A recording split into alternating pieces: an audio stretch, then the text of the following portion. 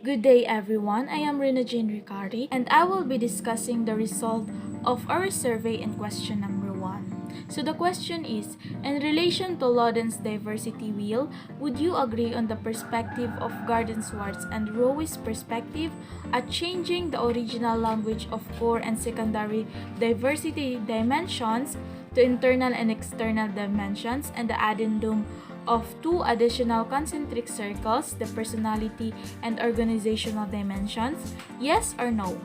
So, based on the result of our survey, which we performed or conducted last February 22 to 23, 2022, to 25 students from different sections who have also the subject of Educ 52, the Foundation of Special and Inclusive Education. So, if you look at the chart here, we can see the outcome of question number 1 from 25 respondents who responded. 52% or out of 25 students, 13 of them said yes to the question number 1, which they agreed on the perspective of Garden Swartz and Rowe's perspective on changing the original language of core and secondary diversity dimensions to internal and external dimensions, and the addendum of 2 concentric circles, the personality and organizational dimensions, which they describe that the internal dimensions are those who have powerful impact the way we treat others and the opportunity presented to us in organizations. They also contend that these 6 internal aspects are largely beyond our control, and the external aspects, they said, are more controllable, but nevertheless essential variables in how individuals are treated at work. And 48% or 12 of the 25 respondents replied no to question number 1, indicating that they disagree on the Garden Swartz and Rowe's point of view in changing the original language of core and secondary diversity dimensions to internal and external dimensions and the addendum of 2 additional concentric circles, the personality and organizational dimensions.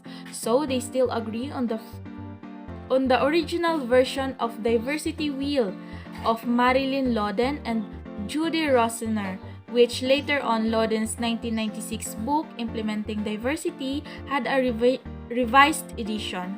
So Loden changed the secondary circle to include the four identifiers: first, language; family status; work style; and communication style. So many of these changes were already included in the first model, but Loden decided to make them more clear in the second. As can be seen from the result, 13 or 52% of the students agreed and 12 or 48% of the students disagreed. So we can see that almost students' opinion on question number 1 are split, with half of them agreeing and the other half disagreeing with the Garden Swartz and Rowe's point of view on changing the core and secondary diversity aspects to internal and external dimensions. Good day everyone, I am Kaye Egcalinos and I am going to share with you all the result in question number 2 in our survey on how many students think or agree on the perspective of Garden Swartz and Rowe's perspective. As you can see already on the title chart presented by my group mates, there are 52% of students who answered yes and 48% of students who answered no.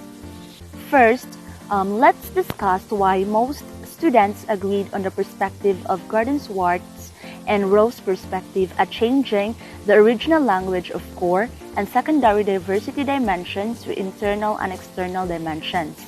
So, based on the results, for them, they answered yes because it was more useful since it's not only focusing on internal and external dimension but also in organizational and era. Using their idea, it can help to identify and understand themselves, and it can help to explain on how different and similar we are from other people. And now, to those students who think and did not agree on the question. They don't agree because the original language core and even the secondary diversity dimensions have more sense and a wider perspective than what Garden Swartz and Rose are trying to impart. The original has the description of diversity, which includes race, ethnicity, gender, age, abilities, sexual orientation, and many more. And you see, it's how we handle our differences with others by knowing who they are and what things they can do. Overall, majority of the students agreed because it can be used in many different ways to encourage thinking about values, beliefs, and dimensions of identity for people and organizations. Good day, everyone. I am Rostum Jay Barazan, and today I am going to explain this survey that we sent to the students from other sections. So we created a poll and sent it to the students through online so that they can answer it properly and so that we can know what is their abilities and disabilities, on how far do they know what they're good at. So we conducted a survey to the students who experience or know their abilities and disabilities as dimensions of diversity. So I'm going to explain the word ability. So from the keyword ability, so ability is the resource to perform well at something. So ability is something you are good at, something like your talent. So when you have or when you do something you are good at, that is your ability. While this ability is the limits or challenges a person faces. So meaning the disability is the limit or challenges the person faces. So it means, or in other words, disability is the person's weakness. So it means that when the person has reached its limit, that is the time when he or she knows his or her disability. So when you perform something and you reach your limit, that is your disability. Having a variety of talents and limits in a workforce is called ability and disability diversity. So these are the questions we asked the students in our survey. So question number 3. Personally, as you look around, how often do you see the extent of ability and disability as dimensions of diversity? So in this question, you need to rate your extent of ability and disability as dimensions of diversity.